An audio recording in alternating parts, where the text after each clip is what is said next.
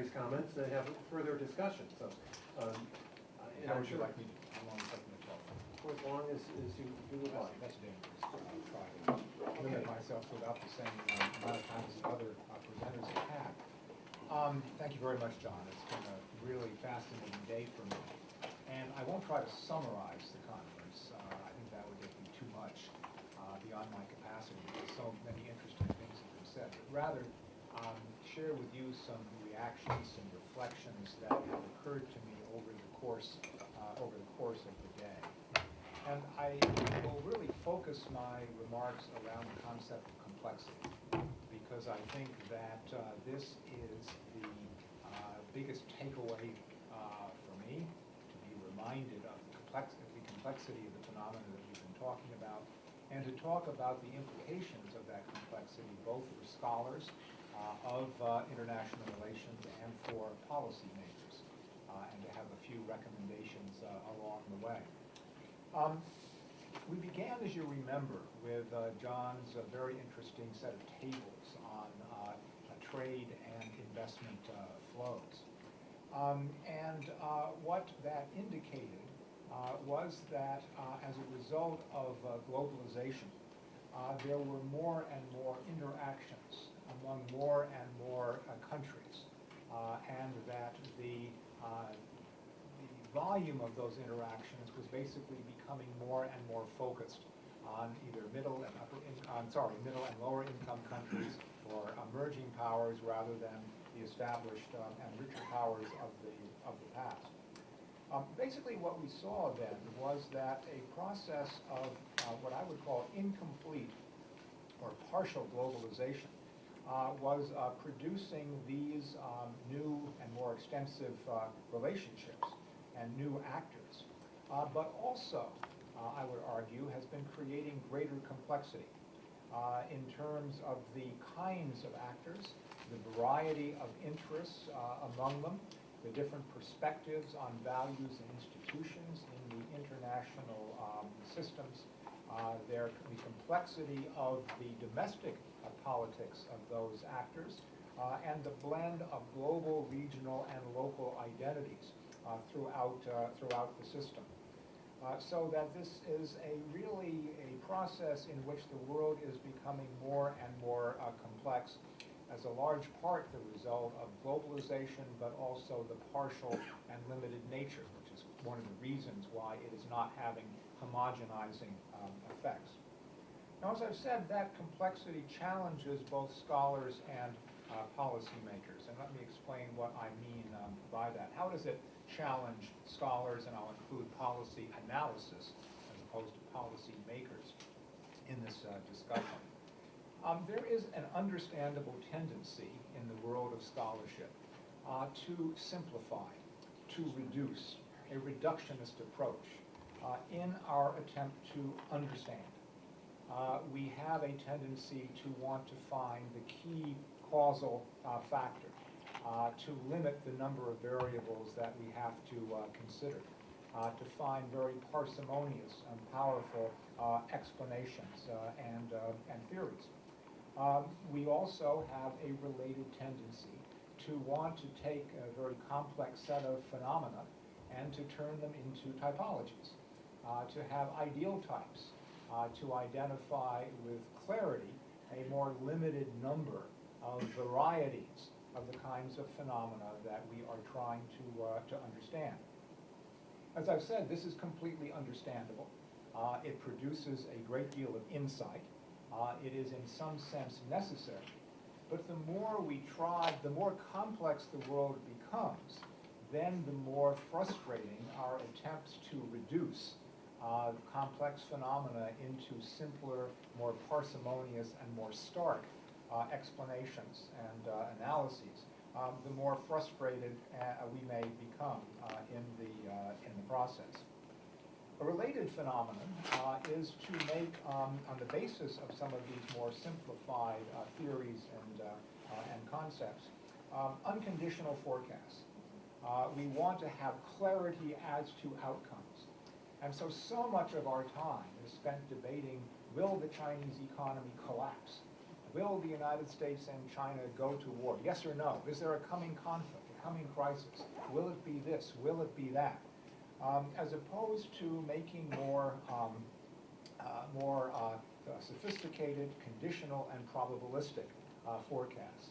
The best single book on this subject that I've ever read, one of my favorites, one of the few scholarly books that has made me laugh out loud, is Philip Tetlock's book, Expert Political Judgment, which basically shows how those who are willing to reduce things to the point where they can make powerful, unconditional, absolutely confident, non-probabilistic assertions are much more favored in the policy discussion process and in the media because they have something very clear to say. They are usually wrong, however, and then he has it where I laugh out loud, is where he lists all the excuses and explanations that they give to explain why their totally confident prediction did not turn out. But the point is that for a variety of reasons, we analysts like to do this. Now, I think that there's therefore a need to change. There's a need for both scholars and analysts and policymakers, indeed, to change.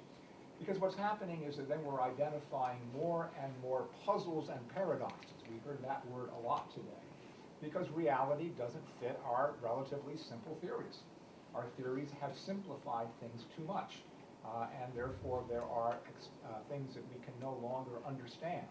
I think that's largely a result of our previous attempts to simplify. Policymakers, similarly, get frustrated by what they call the unintended consequences of their policy. I prefer the term unanticipated consequences of their policy. I think that the fault, especially in domestic policy, is not that policymakers mean ill, mean to do harm, but rather they inaccurately assess the outcomes of the policies that they adopt and they implement. To say that we simply didn't intend this, I think is a cop-out. You didn't anticipate it. It was your problem of your analysis because it did not take enough factors into account. So I think that there's a need to change for both scholars and for policy analysts. How might we do this? Some of it, my recommendations come quite obviously from the diagnosis. And that is that we need to engage in more holistic, more synthetic, and more eclectic analysis. For those of you who've read Tetlock's book, we need to be more fox-like and less hedgehog-like. We need to be able to understand how different theories all provide insight into the analysis. And one of the things that I really enjoyed about this morning's discussion, and especially about Dale's work, is that instead of continuing the endless discussion of the contending paradigms in international relations, which is the staple of every textbook written over the last several decades, we're actually trying to find under what conditions does each of these approaches have insight, and to combine them, to synthesize them, to use them in a eclectic and additive manner, rather than having endless debates between realists and liberals, to try to actually figure out when their insights have power to explain and to predict under what circumstances, and to make more conditional and contingent forecasts. I think that we need more differentiated spectrums of outcomes instead of relying on very simple typologies of conflict and cooperation, of authoritarian and democratic. You can take your picks from any number of areas of study, whether international politics or comparative. I think we need more differentiated spectrums. And again, just a few minutes ago, we heard that kind of analysis used in thinking about outcomes in terms of some of the bilateral relations that we've been talking about. Now, what about for policymakers? Policymakers then have the unenviable task of trying to understand, to some degree accept, and to work successfully in a very complex and often ambiguous set of environments, including complex and ambiguous relationships with other countries. For example, what they will find is that their partners will seek rather than to provide unconditioned support, as the traditional notion of ally might suggest, or partner, will seek much more autonomy and much more flexibility. They will tend to provide sometimes partial, incomplete, conditional, grudging support rather than being mobilized enthusiastically to meet the requests of the demanding or the requesting partner. They will, to remind you of Bob Sutter's marvelous phrase, not just China, but many countries will be cheap riders. They will try to do the minimum. They will, in many cases, they will not necessarily live up to all of the expectations or hopes that policymakers may have. I used before the analogy of the Metropolitan Museum of Art's admissions policy and admissions ticket fee. Let me also use a slightly different metaphor, and that is what I call the Goldilocks preference in foreign policy. That is increasingly looking at the relationships among other countries, especially major bilateral pairs. Other countries will want relationships that are not too hot, not too cold, but just right. They will want to see some blend or something on a spectrum between close collaboration and cooperation between other major powers or relevant powers and serious tension or conflict between them. Because either extreme tends to reduce their flexibility, decreases their autonomy, and they would prefer to maintain, as I've suggested, flexibility and autonomy rather than feeling it necessary to pick sides, to either balance or to bandwagon. Let me also suggest my final point about policymakers is that they will need to watch their language. It's not just scholars who will have to watch their theories and their analytical frameworks, but the policymakers will have to watch their language. Because I see, especially in American policy towards Asia and towards China, a tendency to use language that sometimes because it comes from a different setting or context, can confuse or blur or fail in any way to acknowledge, again, the complexity of what we're talking about. So, for example, let's take some of the terms that have been used by American policymakers to describe the present Asia policy. Pivot. We all know now, finally, what the problem with pivot is. It means to move away from one thing and toward another. That is not really what was intended. It was intended to place greater priority relatively on an area that policymakers have realized had been, relatively speaking, neglected, to put more emphasis on the Asia-Pacific region. But that does not mean to turn away entirely from Southwest Asia or the Middle East. But a careless use of language led to that problem.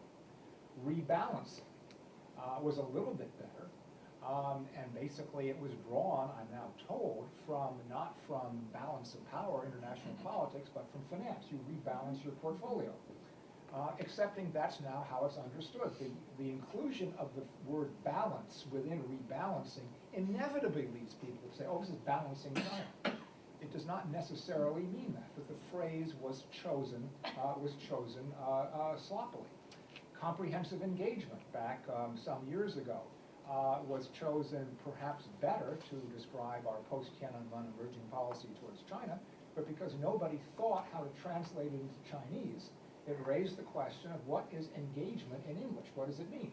And it can mean everything from a military conflict, a military engagement, to an agreement to get married, as well as an enmeshing of gears, which would probably be the least likely meaning if you were really looking at it in common English usage. Finally, hedging, another financial term, which makes a lot of sense in finance, because basically you are dealing not with other people, you're dealing with kind of material and inanimate forces. You're hedging against risk. When I say I'm hedging against you, That is very personal now. I don't trust you, it says. It's not that I don't trust General Motors if I hedge against my purchase of their stock. It's a very different kind of mistrust. It's an awareness of risk. And so these words drawn from a different context tend to confuse, oversimplify, and cause problems for policymakers. My last point actually will be now to contradict myself, because I've argued against oversimplifying and to try to have very large and holistic views of the major complexities that we're dealing with. And yet out of the conference has come, I think, a very useful way of starting to think about perhaps the other side of the coin. How can we understand in more parsimonious terms some of these complexities? And it reminded me of a concept that I played with many years ago, but did not fully develop, unfortunately, but maybe it's time to think about it now. And that is a shift from multipolarity to multi-nodality. In other words, to see the world not as made up of great power poles that are basically repelling in some sense each other, but competing hubs of networks. It's very much what Dale was talking about today. And what's interesting about this concept is that those actors that would like to be the nodes in these networks, and increasingly they are being seen not as countries but as cities, major global cities, Tokyo, London, Hong Kong, Shanghai, and so forth, that these have a very interesting mixture of competitive and common interests.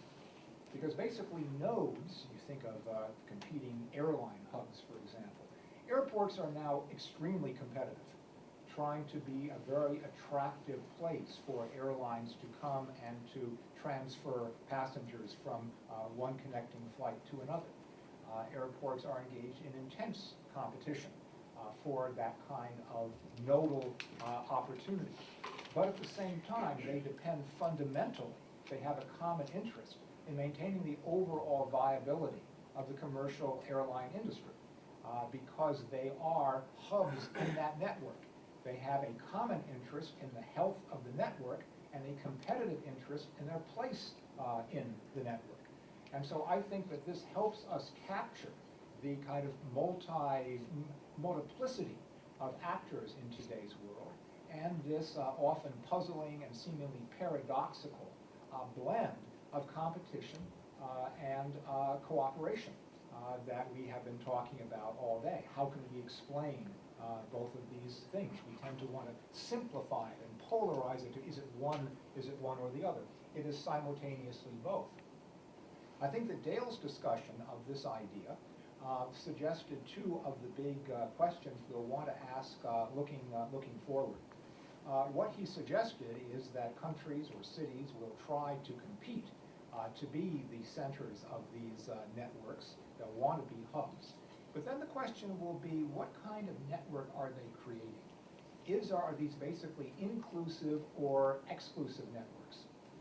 And that is what we're talking about to some degree in Asia, where we have these competing networks, and I think that, or trade groupings. I think Dale was very insightful to attract our attention to this. The Trans-Pacific Partnership that the United States is trying to create, and the Chinese alternative, which is basically the comprehensive regional economic partnership. And the question is each of these ideas truly open to the hub of the other? Is it to some extent excluded? Is it something in between where there is an advantage to being inside and a disadvantage of being outside? Can anyone who wants to join, or will there be criteria and standards? And we can see the debate over whether China should be invited into the Trans-Pacific Partnership as reflecting this kind of concern.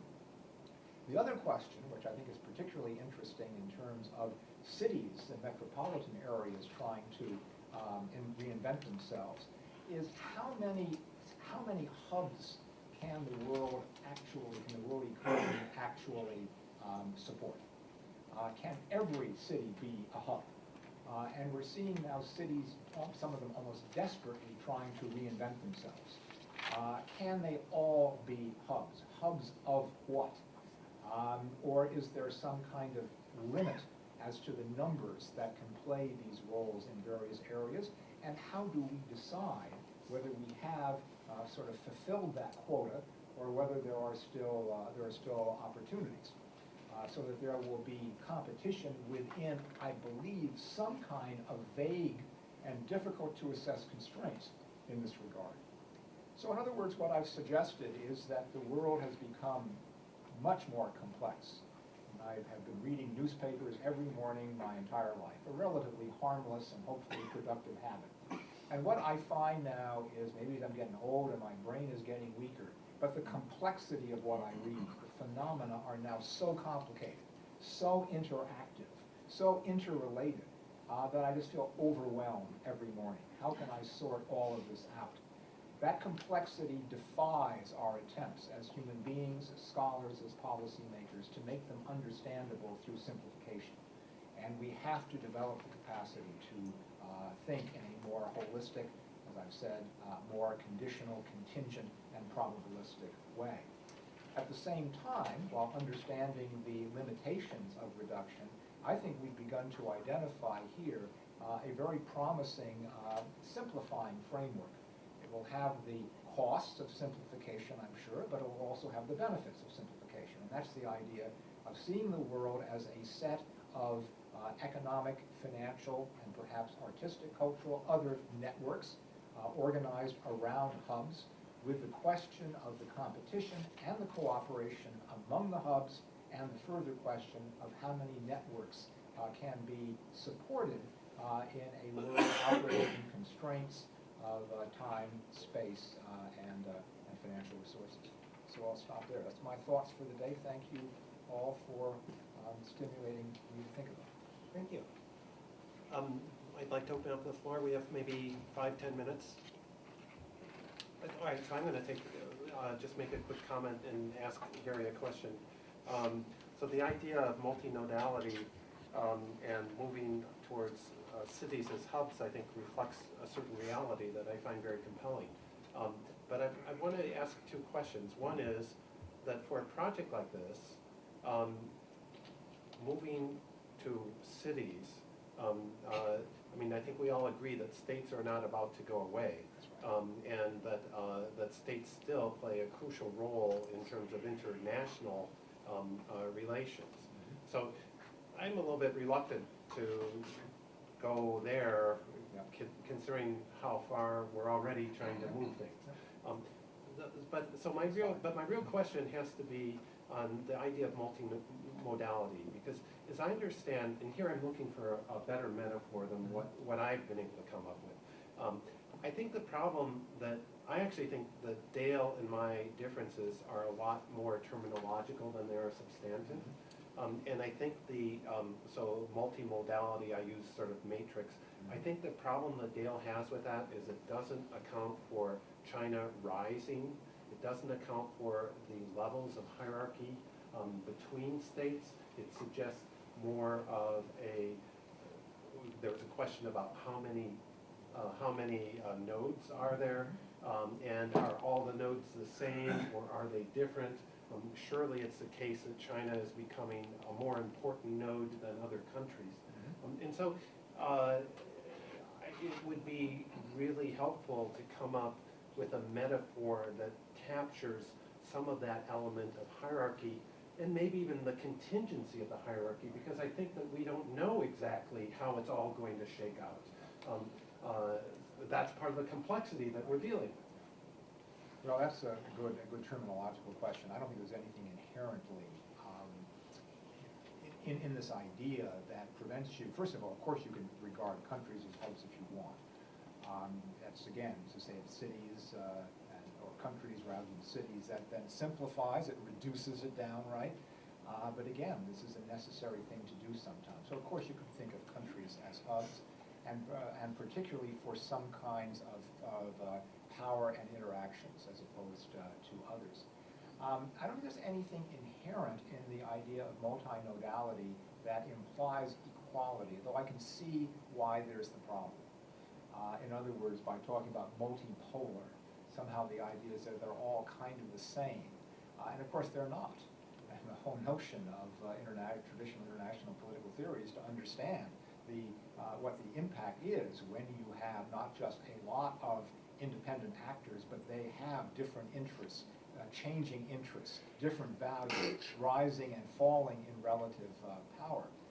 There was, you may remember many, many years ago in international politics, I forget who it was, it could have been Richard Rosecrans, I don't remember, the idea of bi-multipolarity, and the idea that there were these two most important poles, the United States and the Soviet Union, but then surrounding each of them were allies or neutrals or semi-aligned, all of which were trying to figure out how to maximize their interest.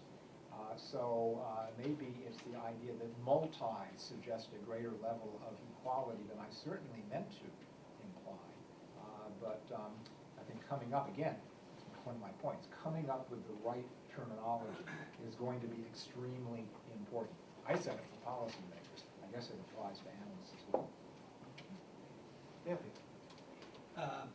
It's a question, I wish Deepa were still here, Tanvi or anybody else, apropos of the rivalry question and how to research or to think about it, partially because of the problem I faced with, I just don't think there's enough there yet in the China-India relationship to create a compelling analysis yet.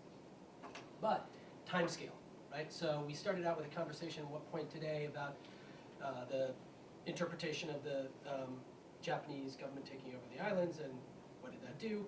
But that was, 2 years ago. In the fall of 2009, the then Japanese Prime Minister was going to China and things were all rosy, right? Tanvi and Deepa disagreed about whether the Indians were either fond of the rebalancing or reacting against it. And I think both of these things display, and my problem display, the problem of time. What is the time scale in which you can really start to think about this seriously? I think you can't adjudicate Deepa's question or yours yet, right? It may be that in 2 or 3 years' time, the Japanese and the Chinese will be back to sending trade delegations back and forth. So, which is what, that was 2 years before everything blew up. So the time scale question.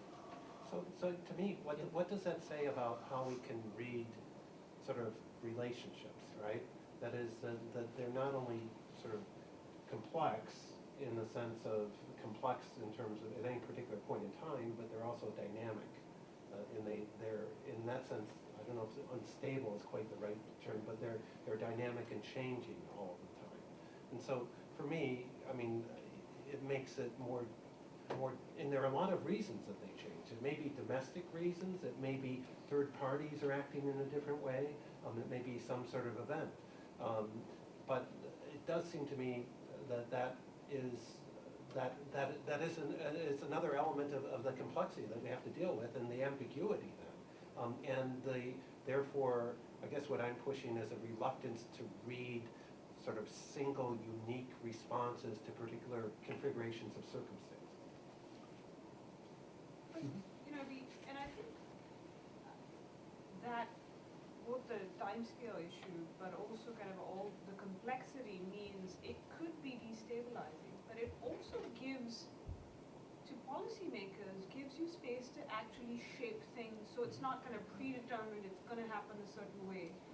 And what this does is also show, so if you look at that from 2008 to today in Asia-Pacific policy, these were part of that trend is shaped by makers making particular choices about particular decisions that they had to make, and there were clear choices, a range of choices. They made a certain choices, an interaction, reaction, and then another reaction. But it does go back to the fact that, for example, if you can get people to either back off, or, in some cases you can make the argument about unanticipated consequences that perhaps China didn't anticipate or should have anticipated, the reaction to its, you want to call it assertiveness, you want to call it, from the Chinese perspective, kind of getting back to its, where it deserved to be, from the Southeast Asian and South Asian perspective, aggressiveness. That it didn't anticipate that that would get the kind of reaction that would actually make the US more welcome in the neighborhood, the very thing that perhaps it was trying to avoid in the first place. But again, it can be destabilizing, but it also means that policymakers can then intervene and make things better. I think maybe we're overthinking this, and I realize that's something one should never say on a university campus. But I'm saying Job security. international relations is partly like physics, you're analyzing big forces, and partly it's human behavior, individual and group. And they all come together when you're looking at a particular problem. So Matt, be realistic and perhaps a little bit modest like the rest of us in your ability to perfectly explain what you're seeing. Get as close to it as you can, but don't torture yourself over the gap between that and perfect understanding, because I think most of us aren't going to get perfect understanding. Steve. Yeah, I like your remarks, Harry, and especially the reminder what Philip Tetlock wrote about academic prediction. When I was sat for 2 years and working for George Shultz, I'd say that a third of the decisions that were made were right, not necessarily for the right reason, but right. A third were clearly wrong, and 1/3 were made just on the basis of guesswork. So politicians are going to be right about half the time over. I think that's a good. And academics right retrospectively 100% of the time, because their theories explain everything. Wendy? Both ends of the dependent variable. I really appreciate that this new idea. I think that definitely open up our minds about this. But I guess it's being like a junior, faculty or some, or for our graduate students, it will become very frustrated about what kind of research project we start. And I think, from my perspective, back to the time scale, but I think Professor Harding just mentioned about the probability. I think there could be still some kind of continuing. For example, I think for policymakers, when they make a policy, there was some ideas or some knowledge that they store in their mind. They feel they can to use that as a reference point. So I feel like for China and Japan, I think we have ideas what are the potential tensions are. And then, for example, I think you would predict that this island issue or Taiwan issue would be still there. Of course, you cannot predict the final, ways, but you can see that they are the major tension, and we know that. Another thing I was so surprised about that I can see that a lot of countries would use this because of the uncertainty. So we do the dual ways. Because I think a lot of people mentioned about because of the globalization. So now it's not like a balancing, soft balancing, or institutional balancing. Or no, you use a different words like reassuring. So either the balancing or reassuring, but they somehow describe kind of very similar behaviors. And I was surprised, but somehow some countries will decide not to do that. This is something I learned from today from India and China's case. If all the countries try to do this reassuring and the institutional balancing, what made them stop them not to do it? So what makes certain countries do certain kind of things, but something they would just never decide to do it that. So I feel like, because I feel very frustrated about the complexity, I don't know, what would you give us some kind of suggestion in terms of kind of research project that how we can start and then we can extend our knowledge and then maybe, to have a more impact on policymakers and maybe give them some ideas that the world is different now. And so where we can start with that. Say something about that? Sure. Yeah, go ahead. That's a very good question, and especially for young scholars, as you said, who are worried about getting tenure. Taking on big holistic studies is certainly not probably. I'll make a non-probabilistic statement, is certainly a very risky approach. But I'd sort of step back and to understand that scholarship and policy analysis are collective enterprises, and that therefore there can be a division of labor. They are also long-term enterprises, not just for the scholarly community as a whole, but for individual scholars within it. So that once you get tenure, now you have the freedom to take more risks intellectually and to do something different. My sense is that because the tenure process is such an intense socialization process, that many newly tenured faculty do not take the opportunity to do something new, to broaden out. I wish that they would. Or maybe it takes a little bit longer. So I'm not suggesting that this is a problem that every single policymaker or scholar is in a position to deal with. That certainly is not the case. But if we look at this, especially the academic process, as a collective long-term enterprise, then I think some of the concerns that you have very properly pointed out become more manageable. Can I just add two things? I think this is somewhere that, something from the management side, unlike hedging or balancing, might be useful, which is when we're thinking about predictiveness, thinking about, we tend to think forecasting as opposed to something Shell developed, scenario planning, which then takes account of, you're still trying to show the way, but you are recognizing that it is conditional, there are different things. And again, in a university context, especially looking for tenure, that might not be the best way possible, but certainly at a place like a think tank, we should be doing more of that and not trying to say, this is the forecast in a straight line, because likelihood is will be proven wrong. Don't forget that the essence of the Shell scenario, at least in some of its earlier iterations, was that whatever number of scenarios you came up with, they were supposed to have equal probabilities, so that the client to whom they were presented could not say, oh, you said this one is 60% and these two are 20 each, therefore it's going to be 60%. When you... But you do probabilities, you can never be wrong. That's correct in some sense. I mean, it depends on whether it's a one-time thing, right, or whether it's iterative. You can certainly be wrong if you say, I'm 100% certain this is going to happen, and it doesn't. Then you're wrong. I was talking about non-100% probability. That is very difficult to know whether you're right or wrong, but I think the reason would be more, did you get the conditions and the contingencies identified correctly? If you made the right forecast, but basically you did not account in your scenario analysis how that would occur, then I don't think that was that was luck. That was not an insightful forecast. Okay, Matthew. Well, I don't want to keep us going if we're ready to stop, so I'm happy to All right, hold okay. my question. There will be more chances for discussion over dinner tonight.